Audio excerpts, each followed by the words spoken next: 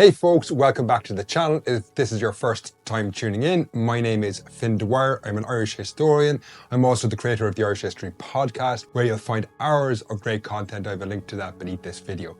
But today I want to talk about resistance during the Great Famine. On a recent video, I got this great question about resistance to evictions. But in this video, I'm going to look at resistance more generally during the famine. Because so often when we think of the Great Famine, I think we always just think of our ancestors in Ireland during the 1840s as victims. They're victims of oppression, but we never think of them as trying to take ownership over their own history and trying to fight back. And in this video, I'm going to look at a couple of different ways in which Irish people did try and wrestle control of their own fate and resist the Great Hunger. It's a really interesting part of the story that's often overlooked because, as we so often just see our ancestors in the 1840s as victims of the Great Hunger. So from pretty early on in the famine, you do find people on the ground in Ireland trying to resist the ways the Great Hunger is impacting them and organising protests in an effort to survive. So what are they protesting against?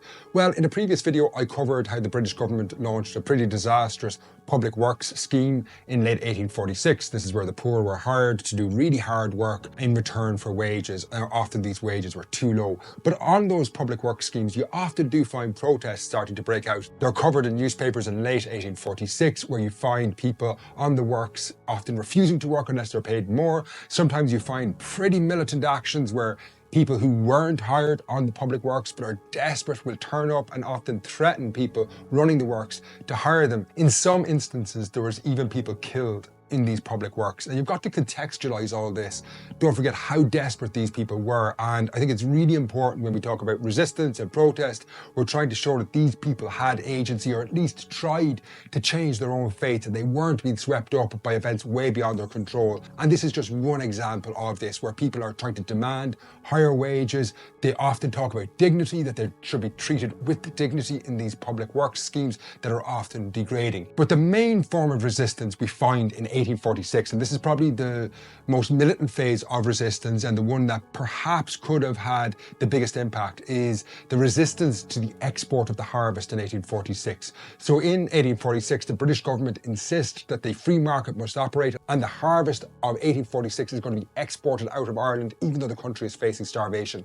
This provokes major resistance in all the southern ports. So the main harvest is exported through the southern ports, places like Waterford, Cork, Dungarvan.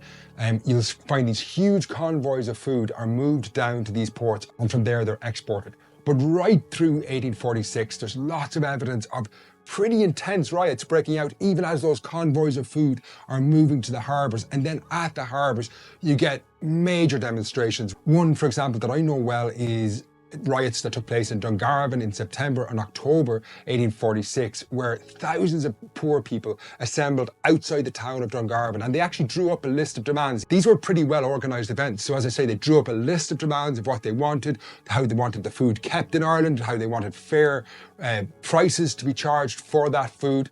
Now, the British Army are actually brought in to Dungarvan when these protests break out, and it descends into what proves to be a lethal riot. 2 people are shot, one of those dies. But this just gives you some sense of how people in the Great Hunger didn't just kind of accept their fate. They desperately tried to survive, and I suppose that's not that surprising, is it? But next, I want to look at evictions and how people resisted those, because that's what the question that inspired this video specifically asked. So from 1847 onwards, there was a massive increase in evictions all across Ireland. If you want to find out more, you can watch the video I recently made on evictions. But inevitably, this provoked resistance. Now, I think the resistance to those evictions, 250,000 people were evicted, was probably less than you might imagine. One of the reasons for this is because by 1847, large numbers of people in Ireland are now facing starvation, and in many cases, they're just too weak to resist. But you do have instances where resistance actually leads to assassination. So for example, in Strokestown in County Roscommon, on the estate of the Mahon family, there was major resistance in the months and years leading up to 1847. Several tenants across the estate had already threatened the landlord, a man called Major Dennis Mahon. that if they were evicted, he would pay the consequences of it. Mahon did actually pay for about 1,500 of his tenants to emigrate to America. However, he cut the cost of that, but about half of those people died either on the ships or in quarantine stations in Canada. However, after that, he then progressed to try and evict large numbers of people from his estate. And in November 1847, he was actually shot dead in Roscommon as he was returning to his home in Strokestown House. He was the highest profile assassination during the famine, but there's lots of examples of individuals targeting bailiffs, sometimes policemen. Often landlords are just too hard to get to. But I think, as I mentioned, it's not as intense in terms of the resistance to these evictions as you might expect, because in so many cases, people are so weakened by this point, and there's also often overwhelming force brought against them. They also face the problem that when they're evicted, their houses are destroyed, and this makes it very difficult to try and reclaim those houses. Now, there's one final story of resistance that I think is one of my favorite ones, and it's one actually of piracy. So when I'm talking about resistance, I have a pretty broad approach to that, and I like to look at lots of different ways in which people just try to resist what they feel is their imminent deaths. And up off the coast of Mayo, you actually get a series of what's called piracy at the times, but where fishermen and coastal communities organise boats and where they go out and attack grain shipments that are moving around the coast. And you get lots of these happening, particularly up in a place called Erris, where the conditions are absolutely awful.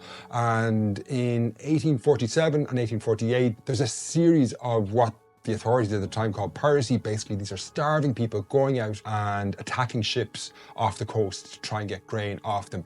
Now, in the case of these piracy raids and also the previous forms of resistance I mentioned, particularly those protests to stop the export of food, British Coast Guard and Navy sometimes is brought in as well to deter these protests. So up in Mayo, where you have these raids and so-called piracy, the Navy is brought in there, but also actually even in those cases I mentioned earlier where you've got these big riots in the southern ports, Navy ships are actually brought in to some of those ports, and sometimes even they travel up the rivers to stop attacks on the convoys of food. So hopefully this video has given you some sense of the resistance during the Great Hunger. It's not maybe as organised as you might imagine. There's lots of reasons for that. As I've already said, people are starving, so they don't have the ability to resist. Also, they didn't have the modern forms of political organisation that we would have today. A lot of it is organised around secret societies. Overall, pretty ineffective during the famine. Certainly if you compare it to the Land League, which is a tenants organisation formed in 1879, when another famine looms and there's large-scale evictions feared, you get this new tenants organisation called the Land League that's highly effective, but you don't get anything like that during the Great Hunger. Anyway, I hope that answers the question. If you have any comments or questions, please leave a comment beneath this video. I'm always looking for ideas for videos. That's what inspired this video. And finally, I will say thanks very much for tuning in. I really appreciate your time.